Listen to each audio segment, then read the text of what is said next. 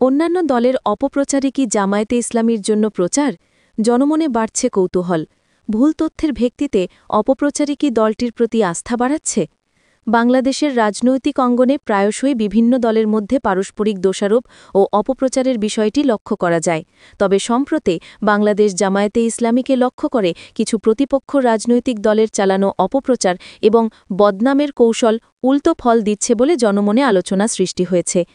রাজনৈতিক বিশ্লেষক ও সাধারণ ভোটারদের একটি উল্লেখযোগ্য অংশ মনে করছেন, জামায়াতে ইসলামীর বিরুদ্ধে যেসব ভুল তথ্য বা অসত্য অভিযোগ দিয়ে নিয়মিত অপপ্রচার চালানো হচ্ছে, সেগুলো যাচাই করতে গিয়ে যখন জনতা এর কোনো সত্যতা খুঁজে পাচ্ছে না, তখন তা দলটির প্রতি মানুষের মনে সন্দেহের পরিবর্তে কৌতূহল ও বিশ্বাস বাড়াচ্ছে। অপপ্রচারের খোঁজে সত্যের অভাব। বেশ কিছু পর্যবেক্ষকের মতে সোশ্যাল মিডিয়া এবং মূলধারার কিছু প্ল্যাটফর্মে জামায়াতে ইসলামীর বিরুদ্ধে সুনির্দিষ্ট ও যাচাইযোগ্য তথ্য প্রমাণের চেয়ে ভিত্তিহীন গুজব ও অতি সরলীকৃত অভিযোগ বেশি প্রচার করা হচ্ছে। সাধারণ মানুষ যখন নিজেদের কৌতূহল মেটাতে বা প্রচারিত খবরের সত্যতা খুঁজতে যায়, তখন তারা প্রায়শই অভিযোগগুলোর পক্ষে শক্তিশালী প্রমাণ বা যৌক্তিক ভিত্তি খুঁজে পান না। নাম প্রকাশে অনিচ্ছুক একজন গবেষক মন্তব্য করেন, যখন একটি পক্ষ ক্রমাগতভাবে অপর পক্ষের বিরুদ্ধে ভিত্তিহীন অভিযোগ আনে, তখন একসময় অভিযোগকারীর বিশ্বাসযোগ্যতা নিয়েই প্রশ্ন ওঠে। জামায়াতের ক্ষেত্রেও এমনটিই হচ্ছে।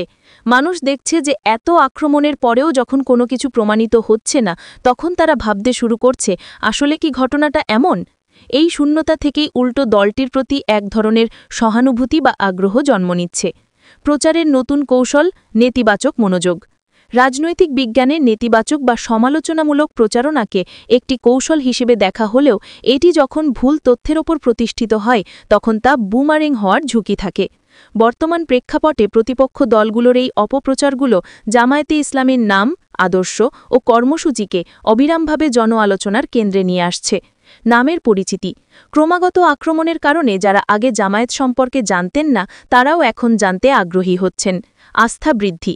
অসত্য অপপ্রচারগুলো ব্যর্থ হওয়ায় দলের পুরনো কর্মীরা আরও বেশি উদ্দীপনা পাচ্ছেন এবং নতুনদের মনে এই ধারণা তৈরি হচ্ছে যে দলটির বিরুদ্ধে ষড়যন্ত্র করা হচ্ছে। সহানুভূতি।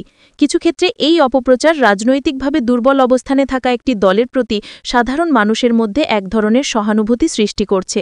সুতরাং সামগ্রিক পরিস্থিতি বিশ্লেষণ করে অনেকেই বলছেন, অন্যান্য দল যখন জামায়াতে ইসলামীর বদনাম করতে চাইছে, তখন তাদের এই প্রচেষ্টা প্রকারান্তরে জামায়াতের জন্য বিনামূল্যে প্রচারের কাজ করছে।